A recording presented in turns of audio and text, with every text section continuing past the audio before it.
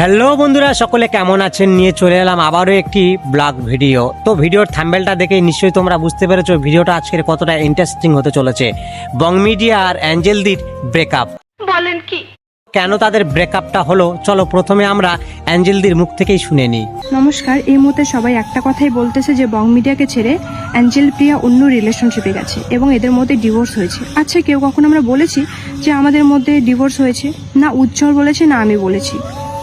তবে হ্যাঁ, আমাদের মাঝে একটু ঝামেলা চলছে। এই ঝামেলার জন্য আমরা দুজনকে আলাদাভাবে রেখেছি এবং এটাও না যে আমরা রিলেশনটা নষ্ট করতে চাচ্ছি, আমরা সময় নিচ্ছি যাতে আমাদের রিলেশনটা ঠিক হয়।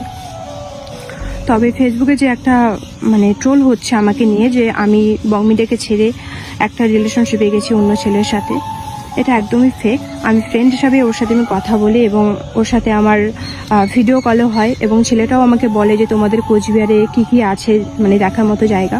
আমি বললাম আমাদের কোচবিহারে রাজবাড়ি আছে, মদনমোহন মন্দির আছে, এসব দেখা হবে। ঠিক আছে, এসব ব্যাচ এইগুলোই নিয়ে কথা হয়েছে, ফ্রেন্ড হিসাবে কথা হয়েছে। আর আমি তার গার্লফ্রেন্ডকে একটা কথাই বলবো যে বোন দেখো, আমি তোমার না সংসার ভাঙতে গিয়েছি না কিছু, না আমি তোমার বয়ফ্রেন্ডের সাথে আমি রিলেশনশিপে গেছি। আমিও এক রিলেশনশিপে আছি, থাকা সত্ত্বেও আমি চাইবো না যে আমি অন্য কারোর সাথে আমি রিলেশনশিপে যাব। ঠিক আছে, আমি এটাই বলবো যে তোমার বয়ফ্রেন্ডকে ভুল বুঝো না, আমরা ফ্রেন্ড হিসাবেই কথা বলেছি। আর এখন দেখছি সবাইকে নিয়ে ট্রোল করছে, প্লিজ এটা বন্ধ করো। যেটা হয়েছে পার্সোনালি থাক, এটা নিয়ে এত নাক গলার কোনো মানেই হয় না। প্লিজ এটা নিয়ে ভিডিও করবে না, আমার এটাই বলার ছিল। আর আমাদের যে রিলেশনটা যদি কখনো বিচ্ছেদ হয় আমরা সেটাও জানাবো, যদি বিচ্ছেদ নাও হয় সেটাও আমরা জানাবো। তবে একটু ঝামেলার জন্য আজকে আমরা সোশ্যাল মিডিয়াতে সেভাবে আমরা দুজনে অ্যাক্টিভ নেই, ও অ্যাক্টিভ আছে আমি নেই।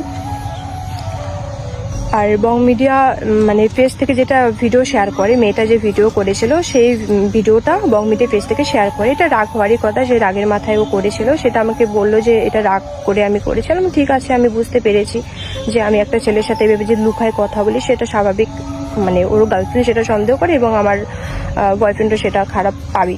তো এটা নিয়ে আমি আর কিছু বললাম না। তো সবাইকে আমি এটাই বলবো, না ওই ছেলেটাকে নিয়ে গালাগালি করো বা ওকে নিয়ে ট্রোল করো, ওই মেয়েটাকে নিয়ে ট্রোল করো, না আমাকে নিয়ে ট্রোল করো, না আমার বং মিডিয়াকে নিয়ে ট্রোল করো। প্লিজ এটা নিয়ে স্টপ হয়ে যাও সবাই। আর কেউ কাউকে এভাবে ট্রোল করো না, মিথ্যে ট্রোল করো না। হয় একটা পার্সোনালি উপরে শোনে একটা কথা, ওটা নিয়ে পুরো ভিউজ কামার জন্য কত রকম কথা বলে।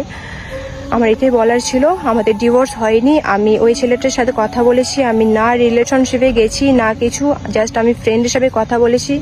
আমি এখনো বলছি। আর বোন, আমি তোমাকেও বলবো যে আমার জন্য রিলেশনটা নষ্ট করো না, আমার জন্য রিলেশন নষ্ট করো না। আমি তোমার বয়ফ্রেন্ডের সাথে রিলেশনশিপে যাইনি, তাই দুজনে এক হয়ে যাও।